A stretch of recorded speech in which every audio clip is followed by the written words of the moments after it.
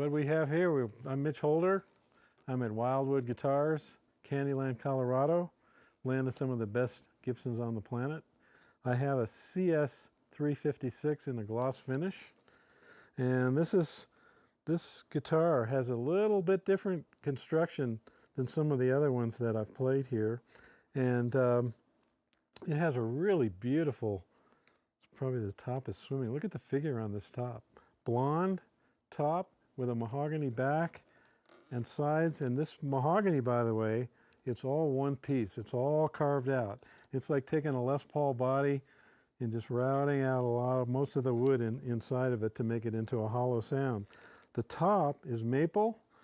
It looks quite a bit like a 339. Some of the have 359, but this is a carved maple top, so it's got a little bit different timbre of sound.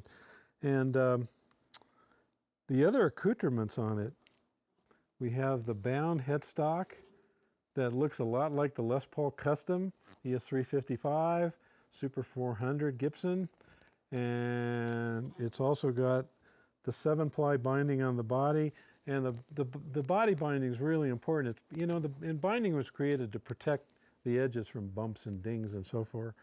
So the binding gets a lot of chinks and chunks and all of that. But the thing you got to understand is these layers that you see on here, 7-ply, they don't just take a prefabricated strip of material and glue it in. They actually take each strip and they glue them together first in a straight line, and then they have to channel the body to glue it in, and then they have to meticulously lay the binding in once it dries. And then they take the cloth tape, I call it, they mummify the guitar. They wrap it up really, really tight, and they hang it out and let it dry for a period of time. So, you know, in all the years that I've played Gibson, I've been playing Gibsons since 59. 59 I started playing Gibsons. And I haven't had any guitar where the binding came off. Sometimes there's some manufacturers, the binding starts to come on, the glue dries out, binding's popping off. They shrink sometimes, the binding will just shrink up and pop up. Gibsons, I hardly ever, my guitars, all my buddies that play Gibsons, I never hear about, well, you know, binding coming up, never. So they've been doing it since, I don't know, 1894, how about that? Okay, so it's got an ebony fingerboard, pearl block inlays. It's got 57 classic pickups, a one-piece mahogany neck. It has Cluson tuners with the Tulip buttons. And, oh, on the back, it's interesting. A lot of times with a 7-ply binding on the front, the back ply is going to be 3 plies. Well, I'm just noticing on this one, it's 5-ply. So, again, like I said, the binding, multiple bindings, is very labor intensive. Okay? It has an ABR1 bridge, tune-o-matic, and a Stopbar tailpiece, and all the plating is gold plated. Okay, so let's take a look at how this little puppy sounds. I've got the neck pickup on, and what I was playing earlier is some Steely someone or other. A little darker, right?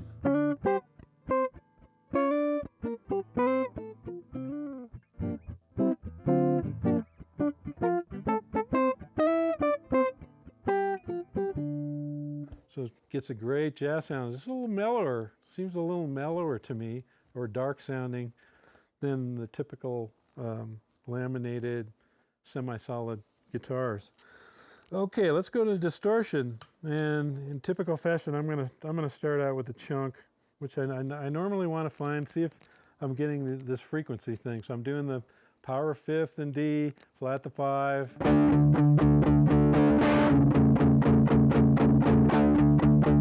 Actually, I'm sorry, I'm flatting the root. I did take harmony one time.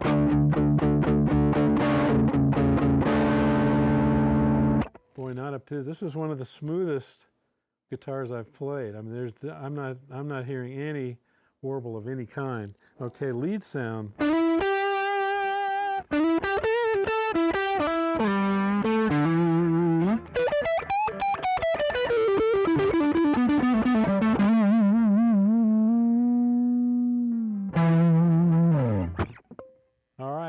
like rock and roll to me.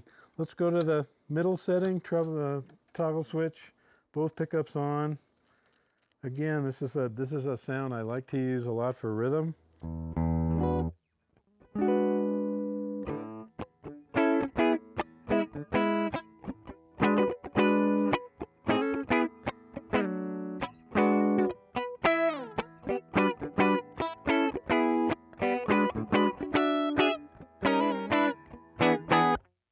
Crispy, nice sound. Let's say I want a little darker. Now you can hear, I'm hearing it, the actual individual notes speak a little bit more this way. I can hear them individually. Okay, oh, we want a little brighter, so I'll go the other way. Turn the neck pickup down a little bit.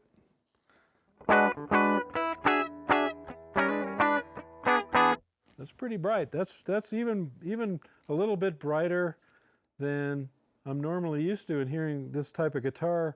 And I'll make my own. This is Mitch's assessment. I think it has to do with this carved top and the fact that, you know, when I stick my thumb in here and feel how thick it is, it's quite a bit thicker than the normal laminated top. And remember, this is carved. This is one piece of wood. So maple's a bright sounding wood, so that would pretty much tell you why it sounds a little brighter. Okay, distortion wise, let's do the chunk again. Both pickups on, everything on 10. Okay, so that's pretty smooth too. It's maybe not quite as smooth as with the neck pickup, but it's perfectly acceptable.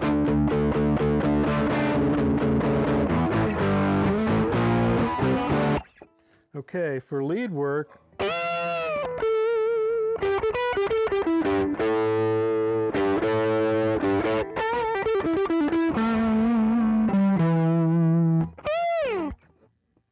sounds good to me. It's got a nice warm sound that way. Let's go to the bridge pickup, clean. Again, this is, I would expect, maybe a little bit more bright than your typical 335. Yes.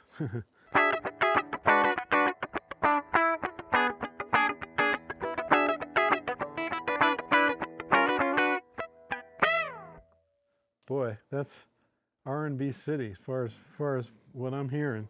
That's a great sound. Okay, overdrive.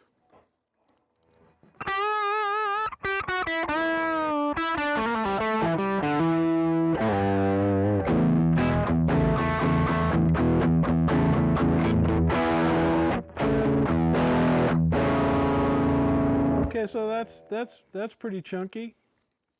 If I rolled off the volume a little bit, maybe I want to clean it up a little bit.